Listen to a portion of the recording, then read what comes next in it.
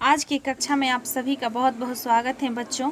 ठीक है, आज हम लोग पढ़ेंगे पाठ 4 शब्द और वाक्य शब्द वर्ड्स एंड सेंटेंस। तो सबसे पहले देखते हैं क्या लिखा हुआ है कि बच्चों वर्णमाला के वर्णों को जोड़कर शब्द बनते हैं।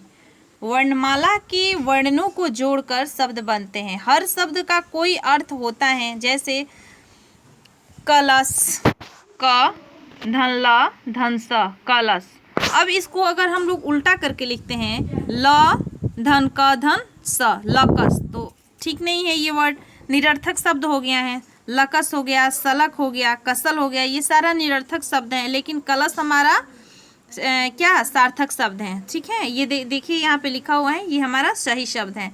तो देखिए यहाँ पे लिखा हुआ है कि लकस सलक कलश शब्द का कोई अर्थ नहीं है, परंतु कलश शब्द का अर्थ है, इसीलिए वह शब्द है कि शब्द बनाते समय वर्णों का सही जगह प्रयोग करना चाहिए। अतः हमने जाना कि वर्णों के अर्थपूर्ण मेल से शब्द बनते हैं। वर्णों के अर्थपूर्ण मेल से शब्द बनते हैं। तो आइए शब्द बनाएं। अब देखिए यहाँ पे दिया हुआ है ब धन का धन री बकरी, यहाँ पे दिया हुआ है शेर सलगम।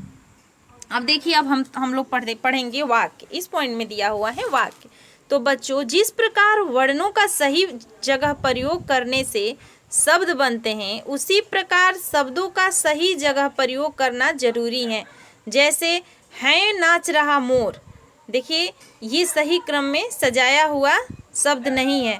यहाँ पे लिखा हुआ है नाच रहा मोर। अब देखिए लिखा हुआ है कि ऊपर लिखे वाक्य में शब्द तो ठीक है, परंतु शब्दों को सही क्रम में नहीं रखा गया, इसीलिए इस वाक्य से कोई अर्थ नहीं निकल रहा है। अब इन शब्दों को सही जगह पर रखते हैं, मोर नाच रहा है। अतः हमने जाना कि शब्दों के अर्थपूर्ण मेल से वाक्य बनते हैं। इस पॉइंट को आप लोग याद कर लीजिएगा कि वाक्य किसे कहते हैं या वाक्य का परिभाषा। तो देखिए यहाँ पे दिया हुआ है कि शब्दों के अर्थपूर्ण मेल से वाक्य बनते हैं। अब आइए वाक्य बनाएं। अब देखिए यहाँ पे दिया हुआ है पतंग, तो पतंग उड़ रही है। नमन, नमन दौड़ रहा है। अब देखिए यहाँ रंग बिरंगे फूल खिले हैं, इसका वाक्य बनाना है। तो यहाँ पे दिया हुआ है रंग बिरंगे फूल खिले हैं। हाथी गन्ना खा रहा है।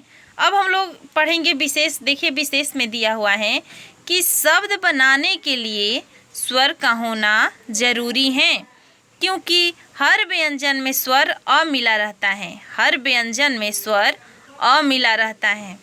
तो देखिए माइंड मैप में दिया हुआ है कि वर्णों के सार्थक मेल से शब्दों का निर्माण होता है।